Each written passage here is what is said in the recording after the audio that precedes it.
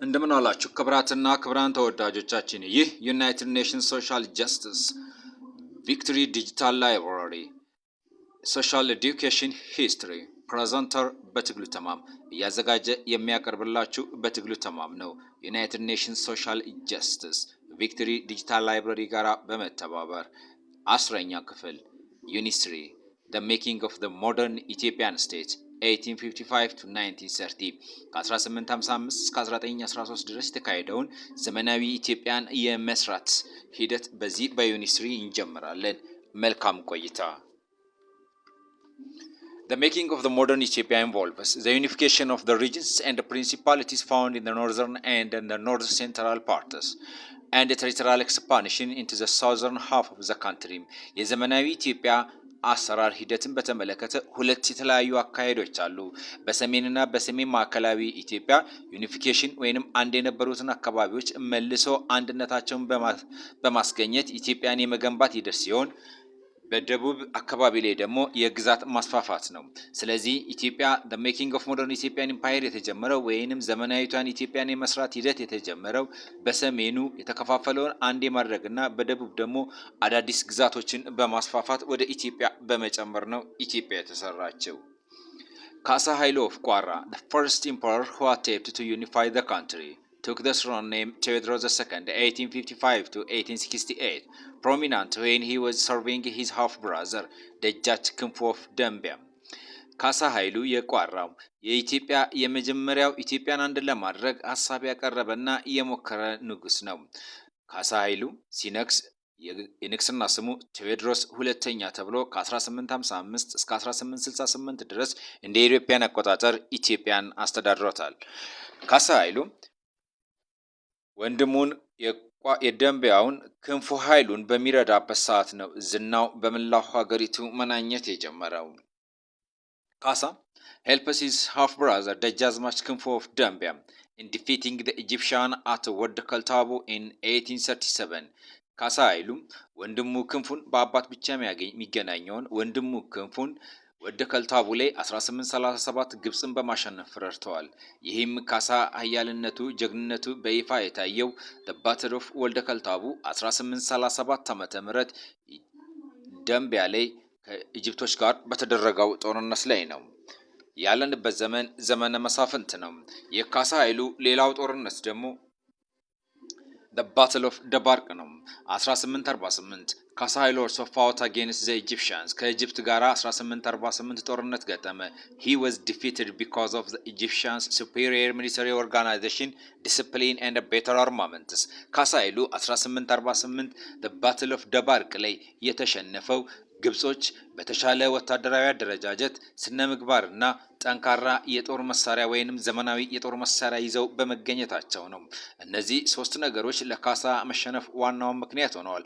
ካሳ the Battle of ደባርቅ ላይ ትልቅ የሆነ ትምህርት ተማረ። ከዚህ በኋላ የካሳ የውጭ ፖሊሲ ጭምር የተቃኘው the Battle of ደባርቅን ምክንያት በማድረግ ነው። ያለንበት ዘመን መሳፍንት ነው። የየጁ ሎርድስ ወይንም the ወረሼ የበላይነት የሆኑበት ዘመን ነው። Kasa attracted the attention of the Yeju Warashe lords, decided that to have on their side through a marriage alliance. የየጁ የወረሼ ሎርዶች ካሳን የራሳቸው ወገን ለማድረግ ሲሉ በጋብቻ አስተሳሰሩት። They gave him ተዋበች the daughter of Ras Ali, and Kasa was also appointed as the governor of Kwara. የየጁ ሎርድ የሆነውን የራስ አሊ አሉላን ወይንም ራስ አሊ ሁለተኛ ልጅን ተዋበች አሊን ለካሳ ኃይሉ ለቋራው ዳሩለት። ካሳ ኃይሉም የቋራ ገዢ ሆነ። ይህ ካሳ ኃይሉ ከየጁ ወረሼ ሎርድ ጋራ በጋራ እንዲሰራ ታቅዶ የተሰራበት የፖለቲካ ጋብቻ ነው። ዘመነ መሳፍንትም በበላይነት የመሩት የጆች ከካሳ ጋራ ያላቸው ግንኙነት ግን ብዙም አልቀጠለም። ካሳ felt that he was not treated well by Ras Ali and his mother እቴጌ ምንትዋብ። ካሳ ኃይሉ ተዋበችን አግብቶ የቋራ ገዢ ከሆነ በኋላ በየጁ ጌቶች በራስ አሊና በራስ አሊ እናት በእቴጌ ምንትዋብ ተገቢውን የሆነ ክብር አልተሰጠኝም በማለት ተንቅያለሁ በሚል አመጽ አነሳ። He gradually fought against the Yeju nobles and other regional lords። በኋላም ካሳ ከየጁ ገዢዎች ወይንም ከየጁ መሳፍንት እንዲሁም ከሌሎች የክልል ገዢዎች ጋር ጦርነት ገጠመ። The major original lords defeated by Kasa Hailu before his coronation were Goshu Zaude of Gojam, Barru Aligaz, and other four Dajjazmaches, Ras Ali of Yeju dynasty, and Wube of the Samin and Tigray were the major warlords of Zamana Masafant. ካሳ ኃይሉ ዘመነ መሳፍንትን እንዲሁም የእጁን የበላይነትን እንዲቋጭ ያደረገበትን ዋና ዋናዎቹ የየአካባቢው የጦር ገዢዎች የጦር አበጋዞች የነበሩትና በካሳ ኃይሉ ሽንፈት የቀመሱት ደጃዝማች ጎሹ ዘውዴ ከጎጃም፣ ብሩ አሊ ጋዝና አራት ሌሎች ደጃዝማቾች፣ ራስ አሊ አሉላ የየጁ ዳይናስቲ መሪ፣ ደጃዝማች ውቤ የሰሜንና የትግራይ ገዢ ናቸው። ካሳ ኃይሉ The Battle of Guramba on November 27, 1852 በጉራምባ ጦርነት ኖቬምበር 27 ቀን 1852 የጎጃሙን ጎሹ ዘውዴን አሸነፋቸው። ይህም ጦርነት እጅግ በጣም ከባድ ጦርነትና የካሳ የመጀመሪያው ትልቅ ድል ሆኖ ተመዘገበለት። አዝማሪዎችም እንዲህ ሲሉ ተቃኙለት። ጎሹ እንደ ኦሪዮ አሊ እንደ ዳዊት ከጥንት አይደለም ወይ ተልኮ መሞት። ብሩ አሊጋዝ and other four ደጃዝማች fought Kasa Hailu the bandit at Gorgora Bichen on April 12, 1853. Kasa Hailu defeated the four ደጃዝማችስ አራት ደጃዝማቾች አንድ ላይ ሆነው ሽፍታ የሚሉትን ካሳ ኃይሉ ጎርጎራ ቢቸን ላይ አፕሪል 12 1853 ዓ.ም ገጠሙ። ካሳ ኃይሉ አራት ደጃዝማቾችን አሸነፋቸው። ትልቁ ጦርነት ከራስ አሊ የየጁ ዳይናስቲ መሪ ከሆኑት ጋራ የተደረገው ነው። ይህም ሰኔ 29 ቀን 1853 ዓ.ም ዘ ባትል ኦፍ አይሻል የአይሻል ጦርነት ተካሄደ። የአይሻል ጦርነት በካሳ ኃይሉና በራስ አሊ አሎላ አሊ ሁለተኛ የየጁ ሎርድስ ዘወረሸ ዳይናስቲ መሪ ጋራ ተካሄደ። ካሳ ጦርነቱን በድል ተወጣ። የየጁ መሪ ራስ አሊ ሸሽተው ወደ ገዳማቸው አመለጡ። ካሳ በየጁ የፖለቲካ መቀመጫ ወደ ነበረችው ደብረታቦር ከተማ ገብቶ ተቀመጠ። የመጨረሻው ዘመነ መሳፍንትን ያጠናቀቀው ጦርነት ደግሞ የተካሄደው ከደጃች ውቤ ነው፣ የሰሜንና የትግራይ ገዢ የሆኑት። ይህም ጦርነት 8 ፌብሩዋሪ 1855 ካሳ ኃይሉ defeated ደጃች ውቤ of ሰሜን in the Tigray at the Battle of ደረስጌ። በደረስጌ ጦርነት የካቲት 8 1855 ዓ.ም የሰሜንና የትግራይ ገዢ የነበረው ውቤ በካሳ ኃይሉ ተሸነፈ። ይህም የካሳ እድሎችን የሚያሳይ ነው። The Battle of Aishal, the last ruler of the Yeju dynasty was defeated. የየጁ ዳይናስቲ የመጨረሻው ገዢ የተሸነፈበት ነው። Symbolized the end of Yeju rule. የየጁን መጨረሻ as well as symbolized the end of ዘመነ መሳፍንት። የዘመነ መሳፍንት ፍጻሜም እንደደረሰ ያሳየ ጦርነት ነው። ስለዚህ የየጁ ጦርነት ዘመነ መሳፍንትን ባይጨርስም የዘመነ መሳፍንት መጨረሻ መቅረቡን ግን ምልክት ያሳየ ጦርነት ነው። የአሻል ጦርነት የየጁዎች የበላይነትና ገዥነት እንዲያበቃ የሆነበት ጦርነት ነው። The Battle of Daraske. Kasa Hailu was anointed by Abuna Salama at Daraske Mariam on 9 February 1855.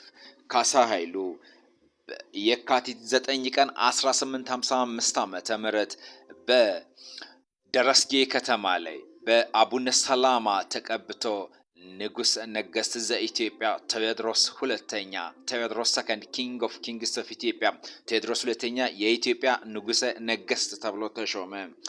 ፌብሩዋሪ 8 ቀን 1855 ዓመተ ምህረት የሰሜንና የትግራይ ገዢን ውቤን ያሸነፈው በጦርነቱ በንጋታው የካቲት 9 ቀን 1855 ዓመተ ምህረት ካሳ ኃይሉ ውቤን አሸንፎ በአቡነ ሰላማ ተጠምቆ ተቀብቶ ደረስጌ ማርያም ላይ ቴዎድሮስ ሁለተኛ የኢትዮጵያ ንጉሰ ነገስት ተብሎ ነገሰ። That was mark the end of ዘመነ መሳፍንት። The Battle of ደረስጌ ዘመነ መሳፍንትን ለአንዴና ለመጨረሻ ጊዜ በኢትዮጵያ ታሪክ እየቋጨውና ካሳንም የኢትዮጵያ ንጉሰ ነገስት ቴዎድሮስ ሁለተኛ ያስባለ ነው። Emperor ቴዎድሮስ ሰከንድ ከ1855 እስከ 1868 ኢትዮጵያን የገዛው a man with vision ተልኮ ያለው መሪ ነበረ። Understood the precarious condition his country was in. ኢትዮጵያ ያለችበትን precarious condition በትክክል የተረዳ ነው። እጅግ አደገኛ ሁኔታ ኢትዮጵያ የገባችበትን ቅርቃር የተረዳ ሰው ነው ንጉስ ቴዎድሮስ ሁለተኛ። ለዚህ ነው a man of mission የተባለው። Emperor Theodorus II knew that his country would not remain independent unless some fundamental measures were taken. ኢትዮጵያ ላይ መሰረታዊ የሆነ እርምጃዎች ካልተወሰዱ በስተቀር ኢትዮጵያ ነጻ ሀገር መሆኗን እንደማትቀጥል ቴዎድሮስ በትክክል ተረድተውት ነበረ። Emperor Theodorus II, 1855 to 1868, envisioned establishing a country that was territorially united, militarily self-independent, and stronger. ንጉሥ ቴዎድሮስ ሰከንድ የያዙትና የተለሙት ኢትዮጵያ የግዛት አንድነቷ የተጠበቀ በጦር ኃይል ራሷን የቻለችና ጠንካራ ሀገር መስራት ነው። ለዚህም ነው immediately after his coronation he set out to unify the country. ንግስናቸውን ካጸደቁላቸው አቡነ ሰላማ በኋላ አጼ ቴዎድሮስ በቀጥታ ኢትዮጵያን አንድ የማድረግ ዘመቻቸውን ከፈቱ። The Wallo Campaign. He encountered the fierce resistance in Wallo. ቴዎድሮስ የመጀመሪያውን ኢትዮጵያን አንድ የማድረግ ዘመቻቸውን ወደ ወሎ ነው ያካሄዱት። በወሎ ዘመቻም ከባድ የሆነ ተቃውሞ ገጥሟቸዋል። አመጽም ተነስቶባቸዋል። ስታርት ኢን ማርች 1855 የወሎ ዘመቻቸውንም በማርች 1855 ነው ያካሄዱት። The capture of Magdala on 12 September 1855 marked the end of Theodoros's campaign to the Wallo for the time being. መስከረም 12 ቀን 1855 ዓመተ ምህረት አጼ ቴዎድሮስ መቅደላን በመያዝ የወሎ ዘመቻቸውን ለጊዜም ቢሆን በአሸናፊነት ተወጥተዋል። ሁለተኛው የአጼ ቴዎድሮስ ካምፔን his campaign to Shawa lasted some 5 months. It was concluded after Theodorus defeated the Shawan force at the Battle of Barakat in November 1855. ሁለተኛው የአጼ ቴዎድሮስ ኢትዮጵያን አንድ የማድረግ ዘመቻ የተቀጠለው ወደ ሸዋ ነበረ። ሸዋ አምስት ወር የፈጀ ዘመቻ ያካሄዱት አጼ ቴዎድሮስ በመጨረሻም the Battle of በረከት በበረከት ጦርነት ላይ ኖቬምበር 1855 ላይ ሸዋዎችን በማሸነፍ የሸዋን ጦርነት በድል ፈጽመውታል። His campaign to Shawa, ቴዎድሮስ left Shawa by appointing ኃይለ ሚካኤል ሸዋ ላይ ሸዋን ከመልቀቃቸው በፊት ኃይለ ሚካኤልን የሸዋ ገዢ አድርገው ሾሟቸው። the brother of ኃይለ መለኮት ኃይለ ሚካኤል የሸዋው ንጉስ የነበሩት የኃይለ መለኮት ወንድም ናቸው። the king of the Shawa who died in the middle of the campaign የሸዋው ንጉስ የነበሩት ኃይለ መለኮት የአጼ ቴዎድሮስ ዘመቻ ወደ ሸዋ በተከፈተ በዘመቻው ማዕከል ላይ ነው የሞቱት። ታሞ እሳቸው ሲሞቱ ሸዋን አሸንፎ በበረከት ጦርነት ላይ የተቆጣጠሩት አጼ ቴዎድሮስ ኃይለ ሚካኤልን የኃይለ መለኮት ወንድምን ማለት ነው የአገር ገዢው አድርጎ አስቀመጡ። but ሰይፉ another brother of ኃይለ መለኮት continue to challenge Theodorus' authority. ግን ሌላው የኃይለ መለኮት ወንድም የነበረው ሰይፉ አጼ ቴዎድሮስን በመቃወም ሸዋ ላይ አመጽ አነሳ።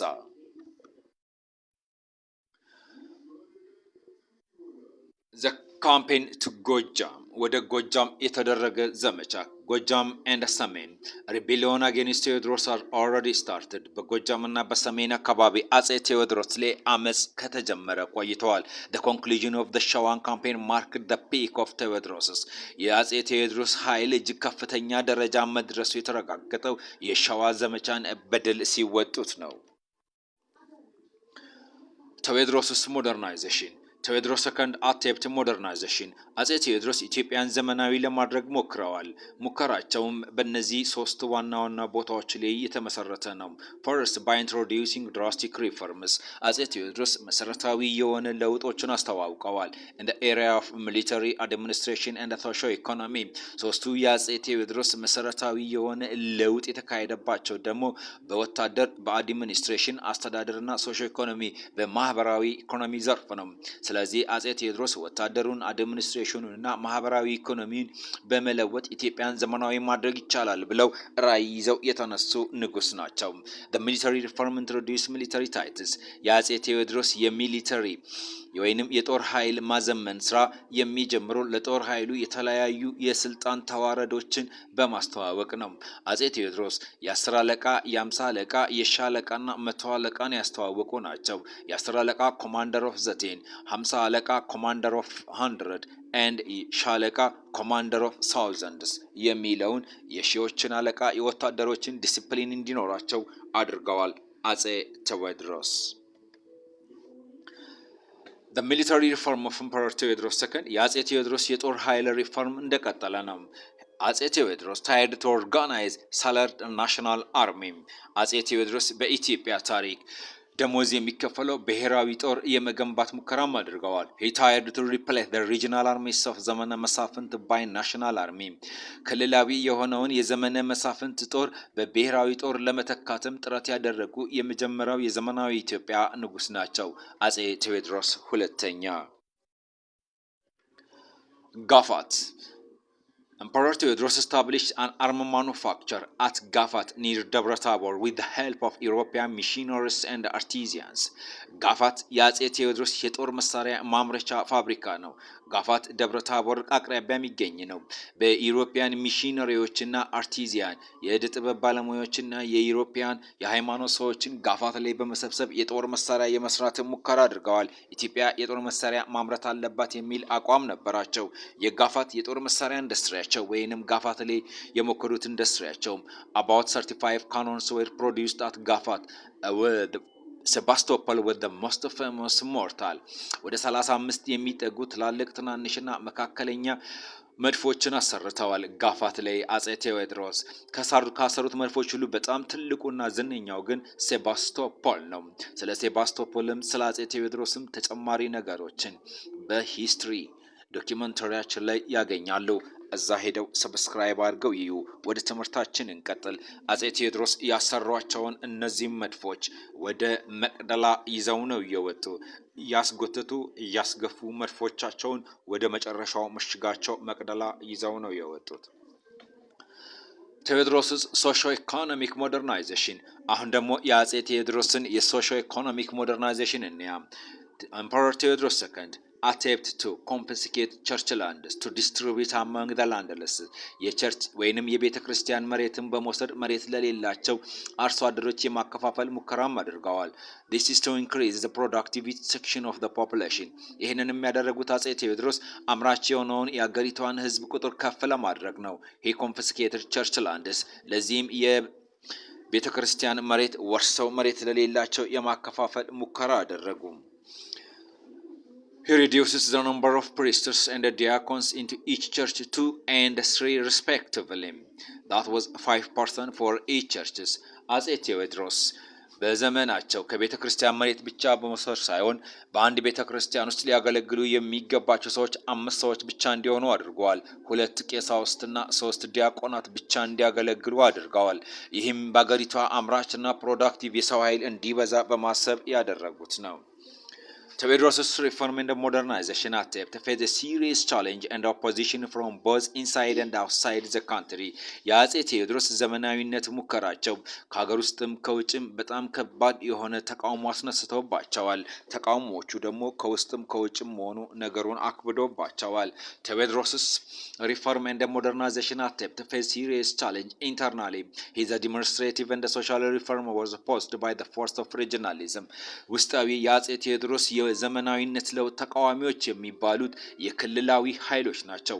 እነዚህ ክልላዊ ኃይሎች የምንለው ሪጂናሊስት ወይንም ክልላዮች የምንላቸው want to maintain their indigenous power in their respective province በራሳቸው አካባቢ በራሳቸው ከቤተሰቦቻቸው በወረዙት ግዛት ላይ ያላቸውን የቀደመ ሙሉ ሉዓላዊ የሆነ ስልጣን ለምን ይነካብናል? ራሳችንን በራሳችን እናስተዳድራለን። ንጉሱ ስለኛ ግዛት ስለኛ ክልል ምን አገባው የሚል አቋም ያላቸው ሪጂናሊስት ወይንም ክልላዊያን የሚባሉ ኃይሎች የአጼ ቴዎድሮስ ከፍተኛ ተቃዋሚ ሲሆኑ የቤተክርስቲያን መሬትን ወስደው ለማከፋፈል ያደረጉት ሙከራ ደግሞ ከቤተክርስቲያን መሪዎች ጋር ከክለርጂዎች ጋር እንዲጋጩ አስችሏቸዋል። So his involvement in the affair of the church as dangerous to the church's authority as an institution እና የአጼ ቴዎድሮስ በቸርች ሀብት ላይ ጣልቃ ገቡ በሚለው እንደ ቸርች ተቃውሞ የተነሳባቸው ከቤተ ክርስቲያን መሪዎች ጋራም አጋጭቷቸዋል። The external opposition to Theodorus, the lack of support from foreign powers with that of assistance he planned to modernize the country brought him into conflict with the British. ከውጭ ኃይሎች ምንም አይነት ድጋፍ ማጣቱ ለዘመናዊነት ሙከራቸው አጼ ቴዎድሮስን ከእንግሊዝ መንግስት ጋር እንዲጋጩ አድርጓቸዋል። ከእንግሊዝ መንግስት ጋርም ያጋጫቸው እንግሊዛውያን ጨምሮ የተለያዩ የውጭ ሀገር ዜጎችን ሰብስበው ጋፋት ላይ አስረው በኋላም ወደ መቅደላ ወስደው የጦር መሳሪያ እንዲሰሩ ማስገደዳቸውና እነዚህ ሰዎች ምለቃቸው ከዩሮፕ የጦር መሳሪያ የሚሰራ ከመጣ ብቻ ማለታቸው ነው። The British sent a very large army to Ethiopia to deal with the matter military after they failed to negotiate the release of the diplomatic missions and the missionaries with Tewodros እንግሊዞች ግዙፍ የሆነ ጦራቸውን ወደ ኢትዮጵያ ላኩ። ጉዳዩን በጦር ኃይል መፍታት ስላለባቸው ከአጼ ቴዎድሮስ ጋር የእንግሊዝን ዲፕሎማቲክ ሚሽን እና ሌሎች ሚሽነሪዎችንም ለማስለቀቅ ያደረጉት ሙከራ ስላልተሳካላቸው ጉዳዩን በጦር ኃይል ለመፍታት በሚል በጣም ግዙፍ የሆነ ወታደራቸውን ወደ ኢትዮጵያ ላኩ። The storming of Magdala የመቅደላ ዘረፋ on April 3, 1863 by the British and the subsequent suicide of Tewodros brought an end to his reign. አፕሪል 30 1868 እንግሊዞች መቅደላን ዘረፉ። አጼ ቴዎድሮስ ራሳቸውን አጠፉ። ይህም የአጼ ቴዎድሮስን መጀመሪያ ያመጣ መጨረሻ አስከተለ። ከዚህ በኋላ እንግሊዞች መቅደላን ዘረፉ። የአጼ ቴዎድሮስን ሽሩባቸውን ሳይቀር ቆርጠው ወሰዱ።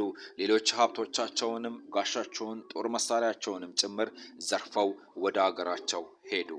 የአጼ ቴዎድሮስን ዘመናዊነት ታሪክ በሚቀጥለው ዶክመንተሪ ላይ የበለጠ እናቀርባለን። The combination of these two forces, opposition from the internal and external force, contributed to his eventual downfall. ለአጼ ቴዎድሮስ የመጀመሪያ የመጨረሻም ውድቀት ያስከተለው ውስጣዊና የውጭ ኃይሎች ተባብረው አጼ ቴዎድሮስን 1868 ላይ የራሳቸውን ጥይት ጠጥተው እንዲሰዉ አድርጓቸዋል። ይህ ሂስትሪ ነው።